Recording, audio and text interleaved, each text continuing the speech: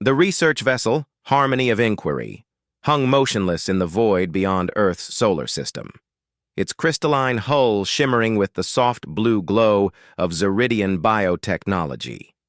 Inside the ship's main observation deck, 12 of the galaxy's most distinguished xenobiologists sat in stunned silence, their various appendages, tentacles, and sensory organs focused on the holographic display floating before them. Commander Vex 9, a tall, graceful being whose translucent skin revealed the gentle pulse of luminescent organs beneath, gestured with one of her 4 arms toward the spinning blue-green planet displayed in the center of the room. Her species, the Zeridians, were known throughout the Galactic Academic Consortium for their meticulous research methods and unshakable calm. Today, however, even Vex 9 seemed rattled. "Colleagues," she began, her voice carrying the musical quality common to her people, "we have been observing this world called Earth for exactly 1 standard galactic year. Our mission was simple: document the biosphere of this newly discovered inhabited planet and prepare a preliminary report for potential contact protocols." She paused, allowing her gaze to sweep across the assembled team. There was Korth, a massive, rock-like being from the granite systems whose people had never encountered a predator in their billion-year history. Beside him sat the delicate, flower-like petricans, who sustained themselves purely on absorbed starlight and mineral-rich soil. The insectoid hive speakers clicked nervously, their compound eyes reflecting the hologram's light in thousands of tiny rainbows. "What we have discovered," Vex 9 continued, "defies all known principles of evolutionary biology, planetary development, and basic survival theory." Dr. Quillen 7, the expedition's lead biological analyst and a respected member of the gas cloud Etherian species, floated closer to the display. Their form shifted and swirled with agitation, wisps of their gaseous body breaking away in small puffs of concern. "The preliminary data is disturbing," Dr. Quillen 7 whispered, their voice like wind through crystalline caves. "This planet Earth appears to be actively hostile to life. Yet somehow, impossibly, it teems with biological activity." The hologram zoomed in on Earth's surface, revealing vast blue oceans that covered most of the planet. Korth's granite features shifted into what his people used as an expression of deep confusion. "The water covers 71% of the surface," he rumbled, his voice like distant thunder. "On my world, we have small, peaceful pools where our young ones safely absorb minerals. But look at this." The display showed massive waves crashing against rocky shores, whirlpools that could swallow mountains, and storms that spanned entire continents. Lightning split the sky in violent displays of electrical energy that would have instantly killed most of the observers if they had been present. "The liquid water moves," whispered Pedalsong, the lead Petrican researcher. Her delicate, translucent petals trembled with fear. "It moves with such violence. How does anything survive in those waters?" The image shifted to show underwater scenes. Immediately, several team members recoiled in horror. Massive creatures with rows of razor-sharp teeth cruised through the depths. Tentacled beasts larger than their ship wrapped themselves around prey. Schools of smaller fish moved in defensive formations, constantly vigilant for predators. "We have documented over 200 species of apex predators in the marine environment alone," Dr. Quillen 7 reported, their gaseous form now a dark, stormy gray. "Creatures that exist solely to hunt and consume other life forms. This is unprecedented in our galactic surveys." Young researcher Pip Ping, an enthusiastic member of the small, furry Squeakian species, raised a tiny paw. Her people were herbivorous creatures from a peaceful world where the most dangerous thing was accidentally rolling down a hill. "Commander," she squeaked nervously, "perhaps the land masses are safer." "Surely the terrestrial environment offers refuge from these aquatic horrors." The hologram shifted to display Earth's continents. The assembled scientists watched in growing dismay as the footage revealed landscapes that seemed designed by a malevolent force. Massive mountain ranges stretched across the surface, their peaks lost in clouds, while deep valleys and caverns plunged into mysterious darkness. The topography alone should make complex life impossible, noted Korth, his rocky exterior now showing stress fractures. The elevation changes are extreme. The atmospheric pressure variations would crush or explode most organisms. But it was the weather patterns that truly horrified them. The display showed massive storm systems that dwarfed entire solar systems they knew. Tornadoes ripped across the landscape, tearing apart anything in their path. Lightning strikes hit the ground with the force of small nuclear weapons. Hailstones the size of battle cruisers pummeled the surface. The atmospheric conditions are utterly chaotic, reported Dr. Zilth Moore, a methodical being whose crystalline structure allowed for perfect mathematical calculations. We have observed temperature variations of over 60 degrees within single planetary rotations. The precipitation patterns include frozen water that falls with lethal force. The footage continued, showing blizzards that buried entire landscapes under meters of frozen precipitation, followed by rapid warming that created devastating floods. Drought-stricken regions where nothing should have been able to survive for thousands of years. But wait, interrupted Vex 9, her bioluminescent organs now pulsing with agitation. The atmospheric conditions are only the beginning of this world's hostility to life. The hologram zoomed in further, revealing Earth's geological activity.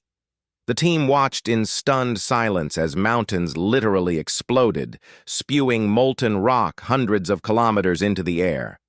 The ground itself split open, revealing glowing wounds that stretched across continents.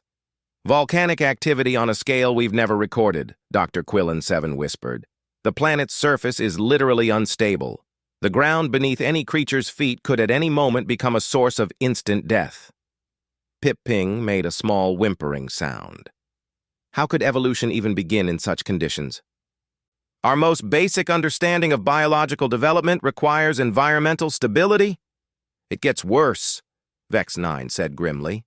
She gestured, and the display showed massive rifts in the ocean floor, underwater volcanic vents that could melt their ship's hull in seconds, and geysers that shot superheated water hundreds of meters into the air. Dr. Morgan Class, a tall, ethereal being whose people had evolved in the gentle gravitational embrace of gas giant rings, shimmered with distress. The gravitational effects of this world should prevent the development of complex life. The tidal forces from that massive satellite they call the moon should create constant geological upheaval. And yet, Vex 9 continued, our long-range biological scanners indicate this planet supports more diverse life forms than any world in our databases. Not just supports, thrives with them. The assembled scientists exchanged glances of disbelief. How could this be possible? Every principle of biology, evolution, and planetary science they knew suggested that Earth should be a lifeless rock, scoured clean by its own hostile environment. Commander, Dr. Quillen 7 said slowly, are we certain our instruments are functioning correctly? Perhaps there has been some error in our data collection. Vex 9 touched a control surface and new images appeared. These showed glimpses of actual Earth life forms, captured at extreme distance to avoid detection. The scientists saw massive quadrupeds with impossibly long necks reaching toward the sky, striped creatures running across vast grasslands, and spotted predators with fangs longer than a squeakian's entire body. All instruments have been checked and rechecked, she replied. What we are observing is real. This world that should be unable to support even the simplest microorganisms is somehow home to an incredible diversity of complex life forms. Korth's granite features shifted into deep ridges of thought. Perhaps these creatures have developed some form of advanced technology, protective barriers, environmental controls? That was our initial hypothesis, Vex 9 admitted. But our scans detect no advanced technology on the surface. No energy shields, no climate control systems, no geological stabilization devices. These life forms appear to exist in direct contact with their hostile environment.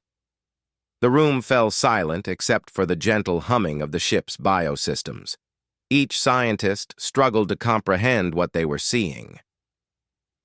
In their experience, life was precious, delicate, something that required careful protection and ideal conditions to flourish. The worlds they came from were gardens compared to Earth. Stable, predictable, safe. Young Pip-Ping finally broke the silence. "Commander, are we certain these creatures are truly alive? Perhaps they are some form of mineral formations that mimic life?" Dr. Zilthmore's crystalline structure rang with a low, musical tone that indicated deep computation. "I have analyzed the spectral data extensively. These are definitely biological entities, carbon-based, utilizing liquid water for biological processes, requiring atmospheric gases for respiration. By all measurements, they are alive." "But how?" demanded Dr. Morgan-Class, their ethereal form flickering with agitation. "How do they survive in conditions that would destroy our hardiest emergency survival equipment?" Vex 9 manipulated the display again, showing close-up footage of Earth's predators. A massive feline creature with saber-like teeth stalked through tall grasses. In the distance, a herd of large herbivores grazed peacefully, apparently unconcerned by the presence of something that could easily kill them. "The life forms appear to not only survive their hostile environment," she said quietly, "but to have adapted to use that hostility as part of their existence. Look at this creature." The image showed a large bird of prey soaring through a violent thunderstorm, using the chaotic air currents to increase its speed and maneuverability. Lightning flashed around it, but the creature seemed unbothered, even taking advantage of the electrical activity to hunt other flying organisms. Dr. Quillen 7's gaseous form swirled with confusion.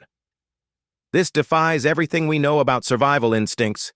Why would any creature voluntarily expose itself to such danger?" "We have documented hundreds of similar behaviors," Vex 9 continued. "Life forms that not only tolerate extreme conditions, but actively seek them out.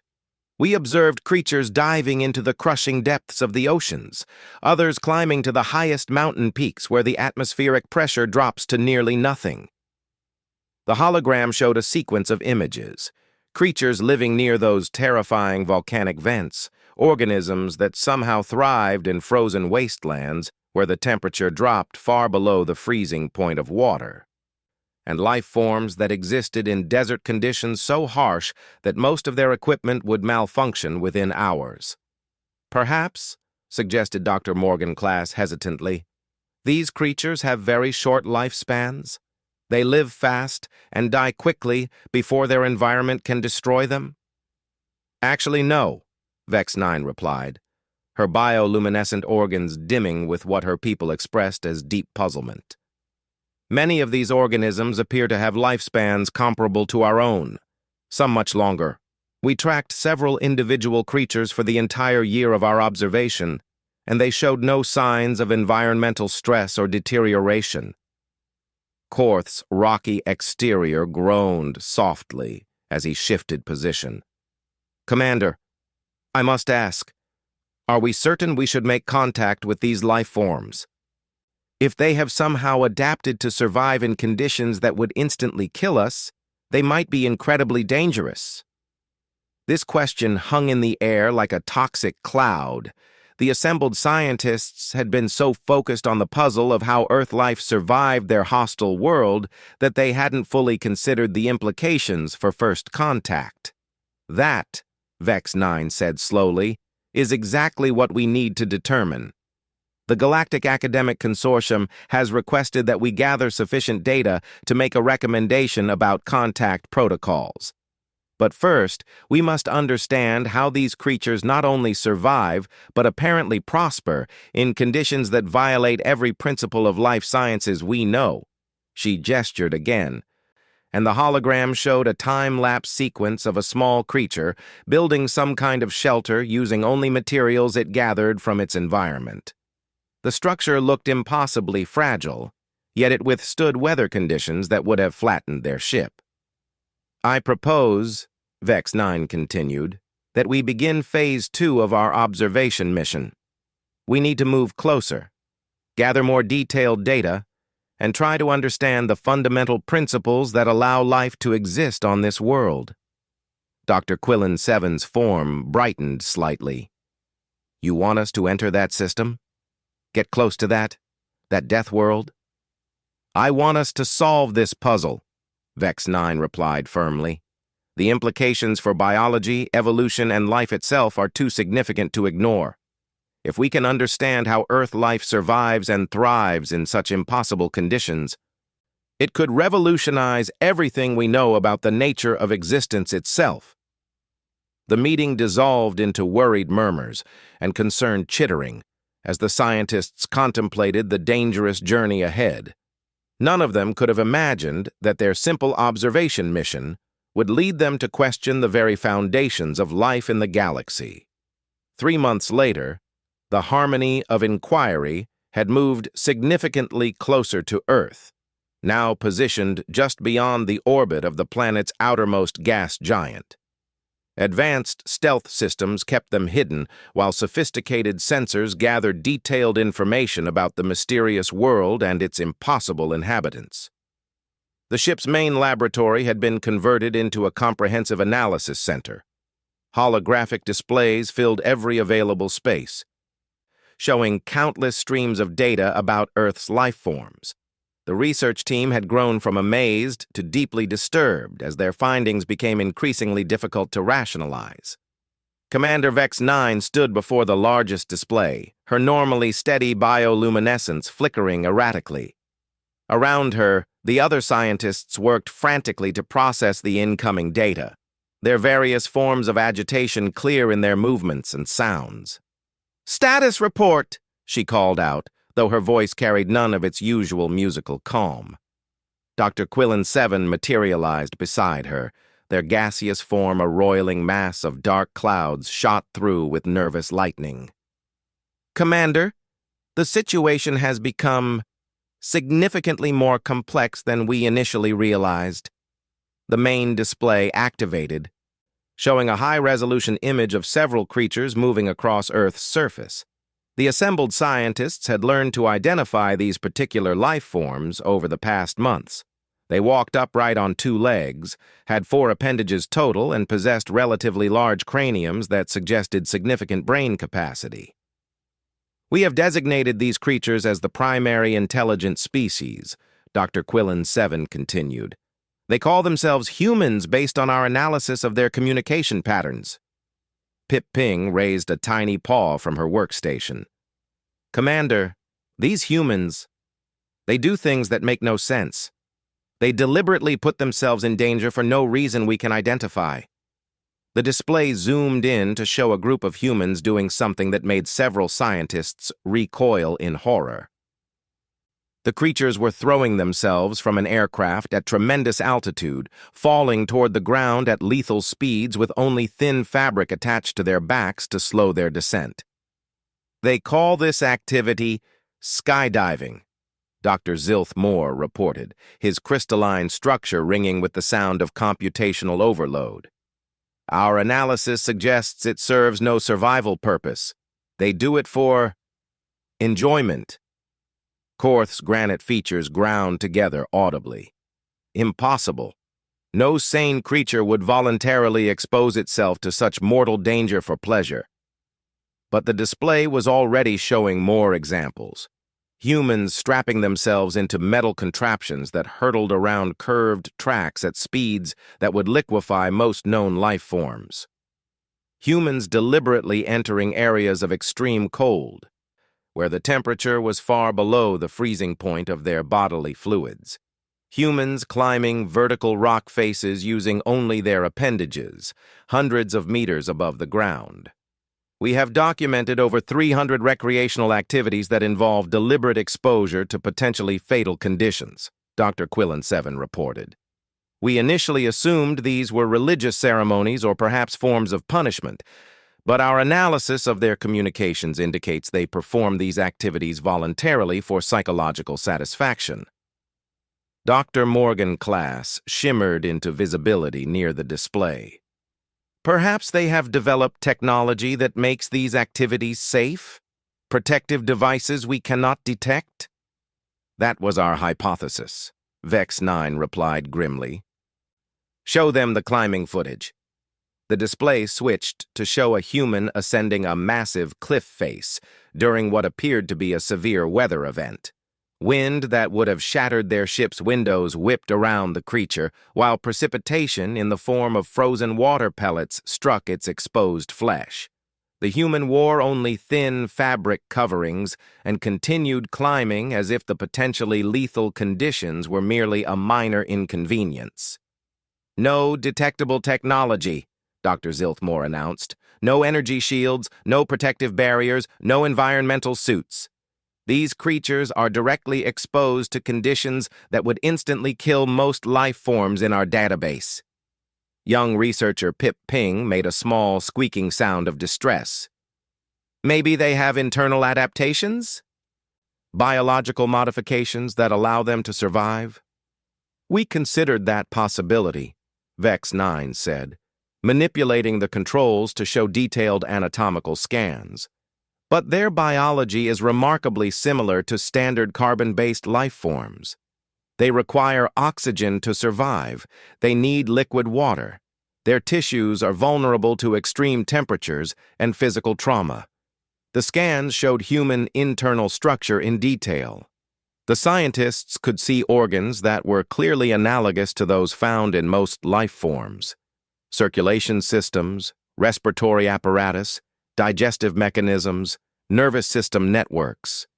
There was nothing obviously superhuman about their construction.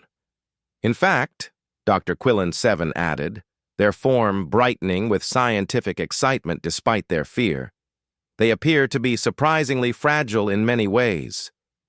Their skin provides minimal protection. Their bones can be easily broken.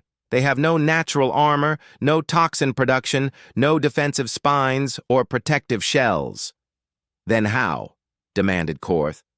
How do these fragile creatures not only survive on that death world, but actively seek out additional dangers?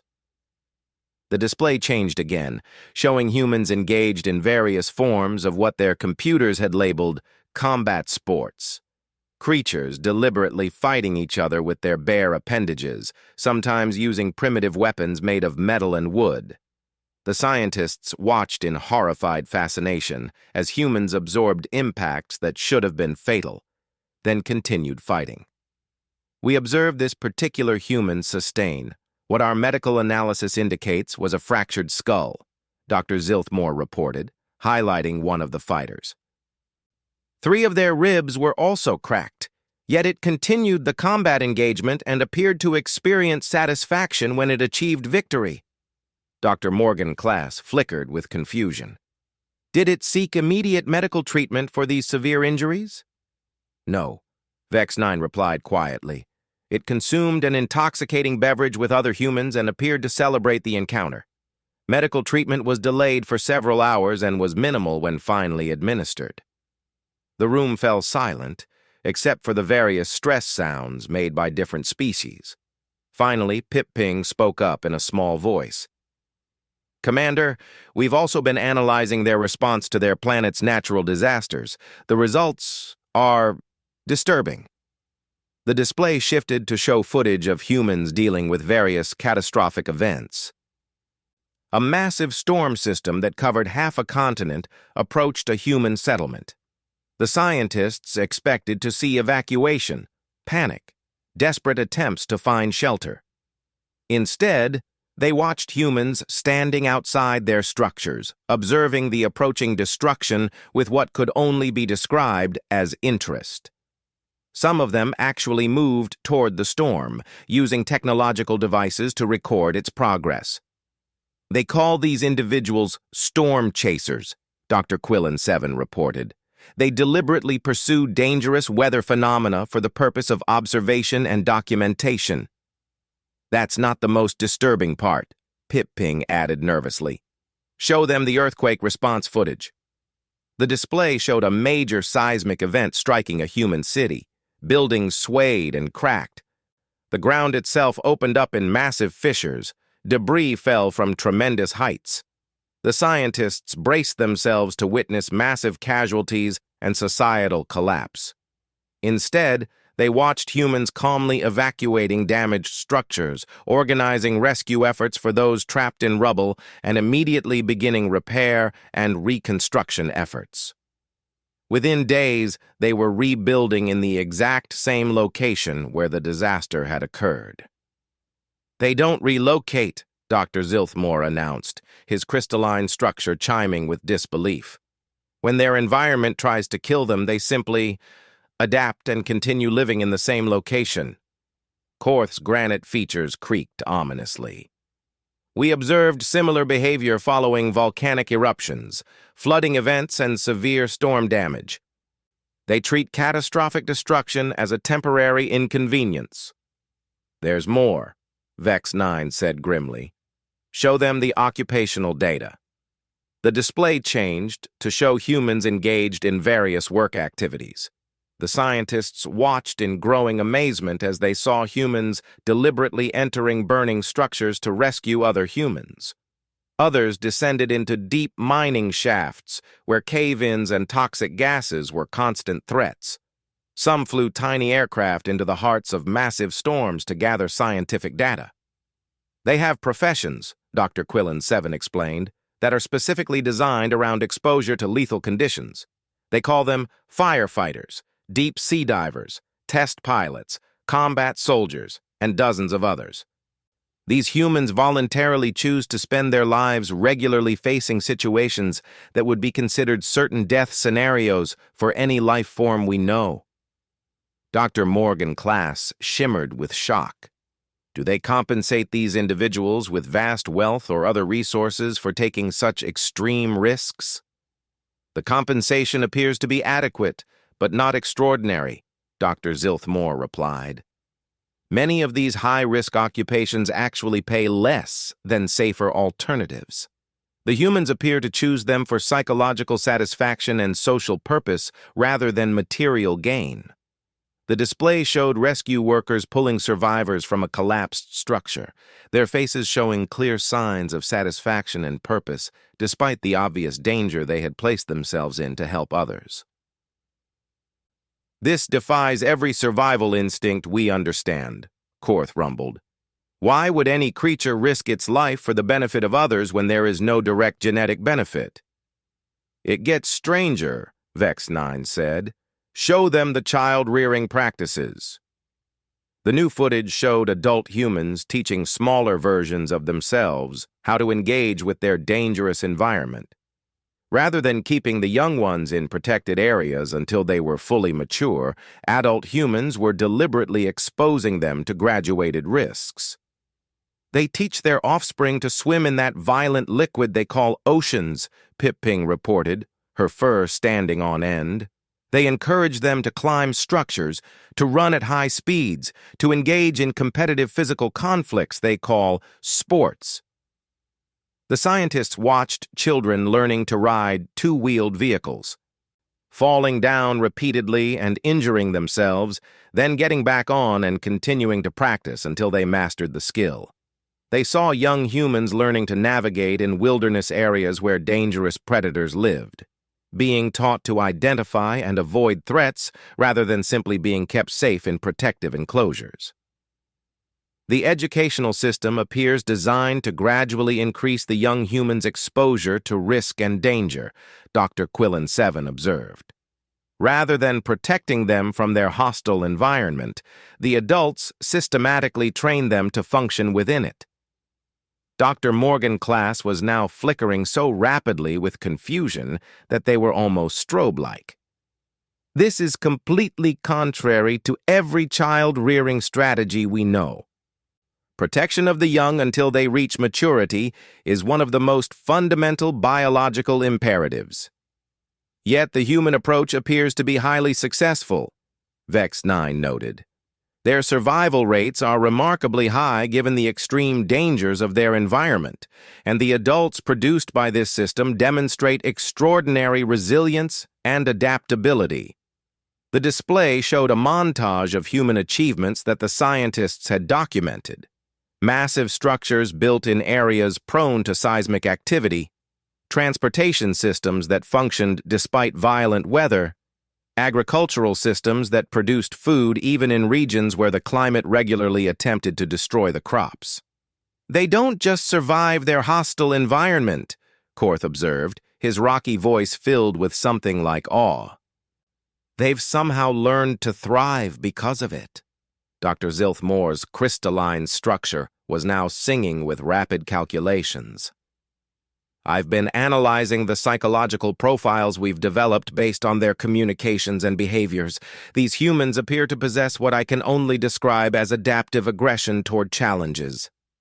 Explain, Vex 9 requested.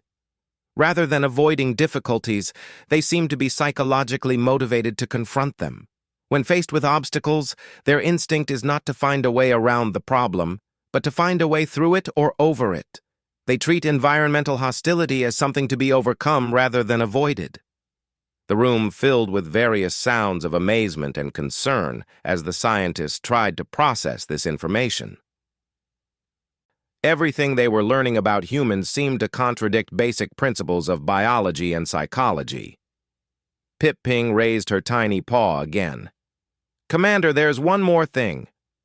We've been monitoring their communications about their own planet. What did you find? They know their world is dangerous, she said quietly. They're fully aware of all the risks we've identified, but they're proud of it.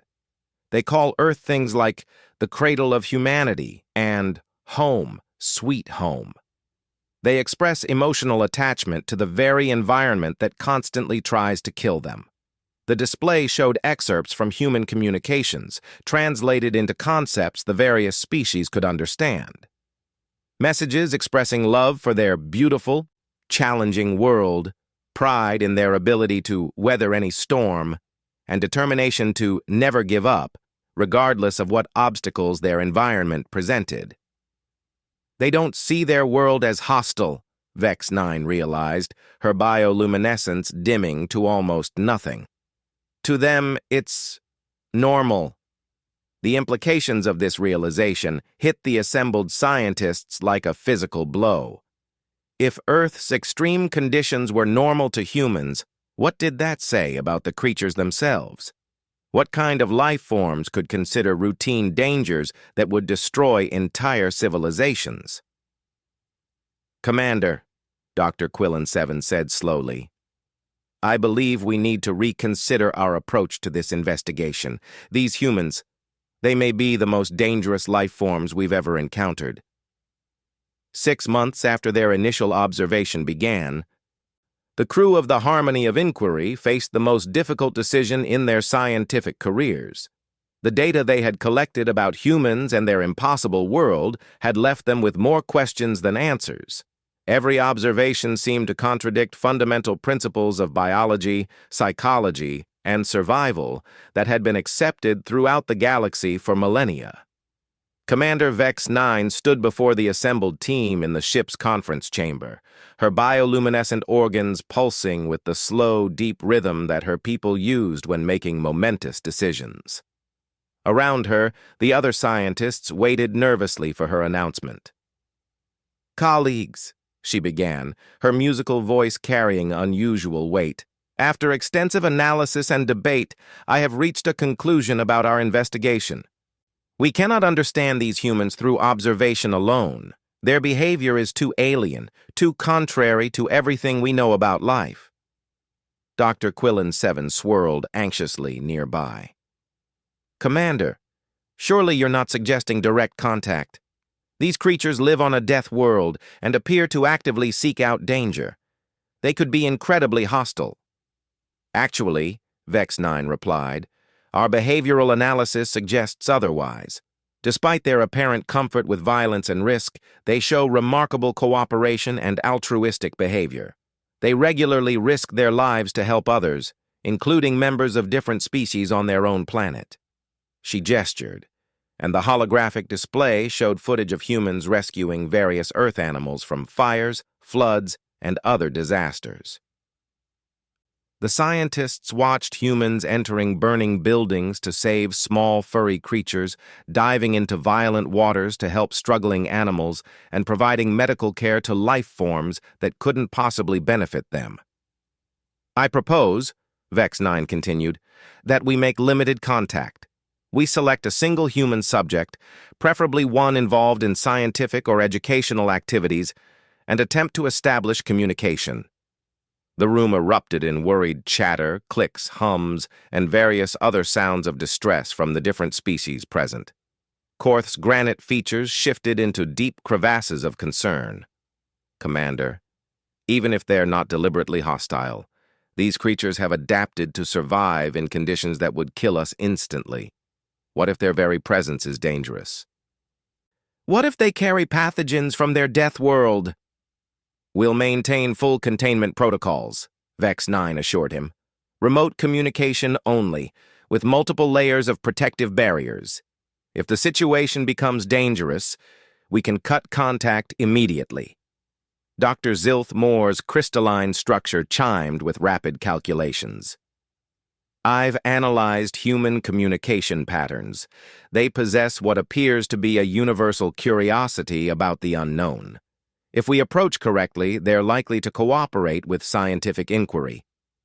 2 weeks later, they had identified their target, Dr. Sarah Chen, a planetary geologist working at a research station in one of Earth's more seismically active regions.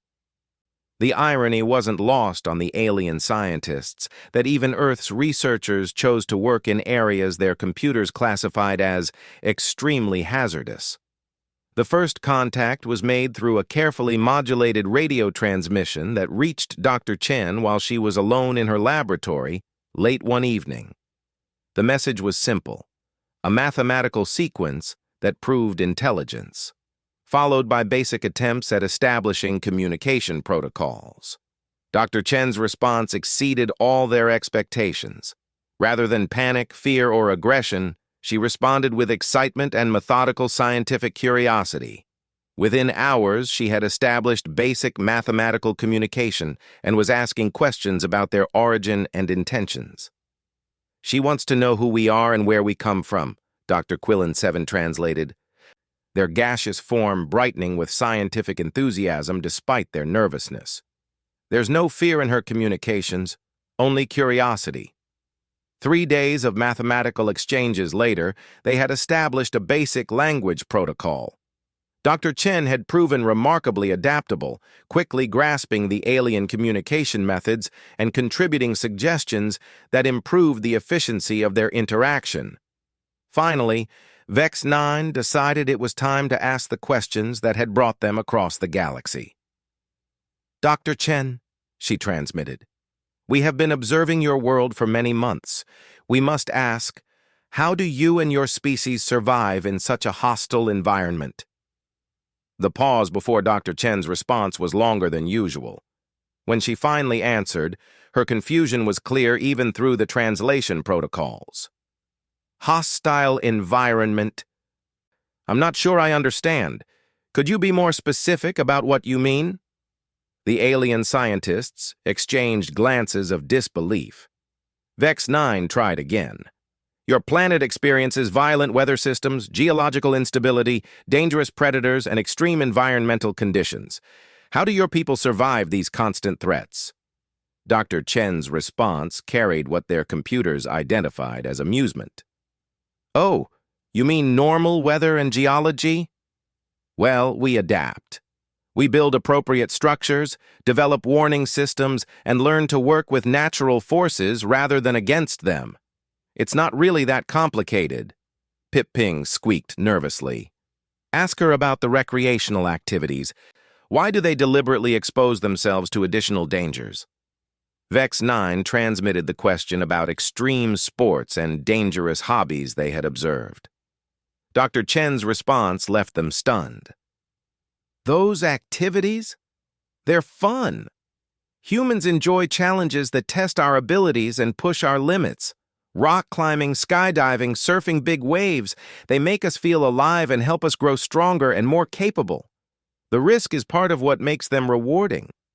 Dr. Morgan's class flickered rapidly with incomprehension. Ask her if she understands that these activities could result in death. Of course we know there are risks, Dr. Chen responded. That's why we train extensively, use safety equipment when possible, and gradually build up our skills. The goal isn't to die, it's to push ourselves to become better than we were before. Most of us who participate in extreme sports are actually very safety conscious. We calculate risks and take reasonable precautions.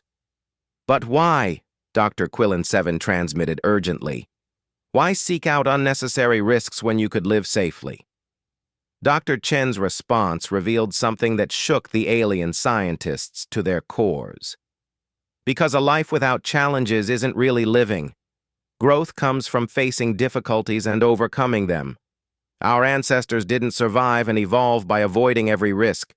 They survived by learning to handle whatever their environment threw at them. We honor that legacy by continuing to push ourselves. Korth transmitted the next question with obvious distress. How do you cope with your planet's natural disasters? We observed humans rebuilding in the same locations after earthquakes and storms destroyed their settlements. Well, where else would we rebuild? Dr. Chen replied matter-of-factly. Those locations offer advantages: good soil, fresh water, trade routes, natural resources. We study the risks, improve our building techniques, and develop better preparation strategies. Every disaster teaches us something that helps us handle the next one better. Are you not afraid of your environment? Vex 9 asked. Afraid? Not really. Respectful? Yes.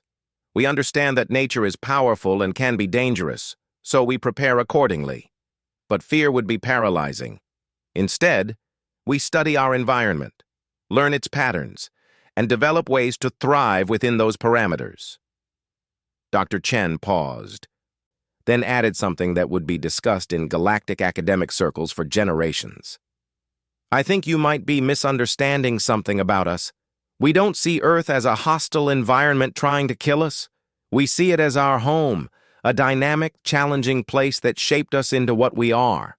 The storms, earthquakes, predators, and climate variations aren't obstacles to overcome. They're the conditions that made us resilient, adaptable, and strong. The alien scientists sat in stunned silence.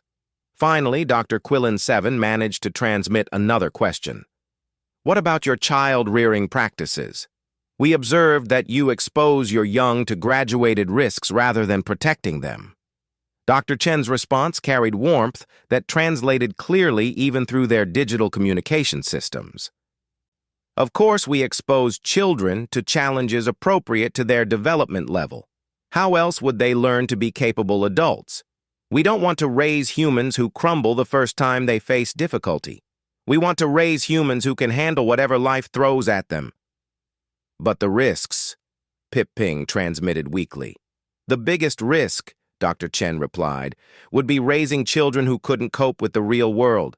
Yes, there's a chance a child might get hurt learning to ride a bicycle or climb a tree or swim in the ocean, but there's a much greater chance they'll develop confidence, physical skills, and the ability to assess and manage risks themselves. Vex 9 transmitted their most pressing question. Dr. Chen, based on our observations, your species regularly engages in activities and professions that would be considered certain death scenarios for most life forms we know. How do you rationalize this? Dr. Chen's response revealed the fundamental difference between humans and the rest of the galaxy. I think the disconnect here is in how we define certain death. You seem to see danger as something that will definitely kill us. We see danger as something that might hurt us if we're unprepared or careless. The key is preparation, training, and respect for the risks involved. she continued. Our firefighters don't run into burning buildings expecting to die. They train extensively, use protective equipment, work in coordinated teams, and follow safety protocols that give them excellent survival odds. Our test pilots don't fly experimental aircraft as suicide missions. They're highly skilled professionals using carefully engineered systems with multiple safety backups. But the psychological aspect, Dr. Morganclass transmitted. Why choose dangerous professions at all? Because somebody needs to do them, Dr. Chen replied simply. And because humans are drawn to meaningful work, saving lives, advancing human knowledge, protecting others. These purposes give meaning to our existence. The risks are worthwhile when weighed against the benefits to humanity. Dr. Zilth Moore transmitted a question that had been troubling him. We've observed humans expressing affection for your planet despite its dangers. How do you reconcile love for something that threatens you? Dr. Chen's response was immediate and passionate. Earth isn't threatening us. Earth made us who we are. Every storm taught our ancestors about meteorology. Every earthquake taught us about geology. Every predator taught us about biology and strategy. Every environmental challenge forced us to become more innovative, more cooperative, more resilient. Our planet didn't try to kill us, she continued. Our planet trained us. The difficulties we faced made us stronger, smarter, and more capable. We love Earth because it's our partner in the grand project of human development. The alien scientists were beginning to understand something that horrified and amazed them in equal measure. Vex 9 transmitted slowly. Dr. Chen, what you're describing suggests that humans don't merely tolerate dangerous conditions, you actually benefit from them. Exactly. Dr. Chen's enthusiasm was clear even through the translation. Humans perform best under pressure. We innovate most rapidly when facing challenges. We cooperate most effectively when confronting shared difficulties. Remove all the challenges from human life, and we become weak, bored, and stagnant. Challenge drives us to excellence. Risk teaches us wisdom. Adversity shows us what we're truly capable of.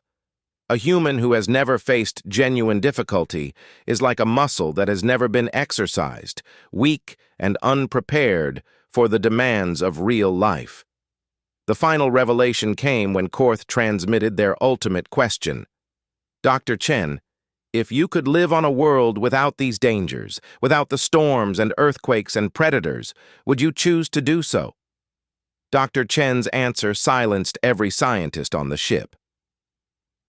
You mean a world without weather, without geological activity, without challenging terrain or competitive ecosystems? That sounds like the most boring place imaginable.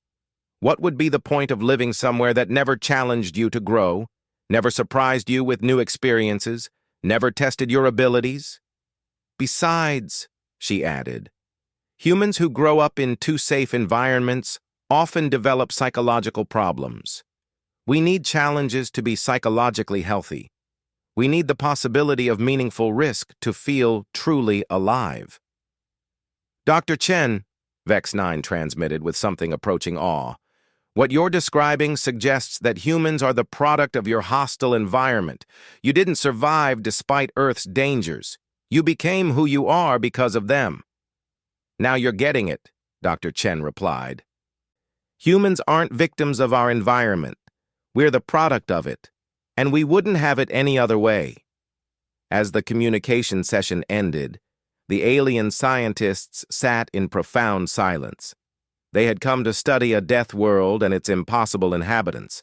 Instead, they had discovered that what they considered a hellish nightmare was actually a training ground that had produced the most resilient, adaptable, and psychologically robust species they had ever encountered. Commander Vex 9 looked around at her team and realized that they would need to completely rewrite their understanding of what made life possible and what made life worth living. The humans, it seemed, had learned something that the rest of the galaxy had never even considered, that the greatest enemy of growth wasn't danger, but safety. that the greatest threat to strength wasn't challenge, but comfort, and that the greatest risk to the human spirit wasn't the possibility of death, but the certainty of a life without meaning. No wonder they had thought Earth was trying to kill its inhabitants. They had completely misunderstood the relationship. Earth wasn't trying to kill humans, it was trying to forge them into something extraordinary. And it had succeeded beyond anyone's wildest imagination.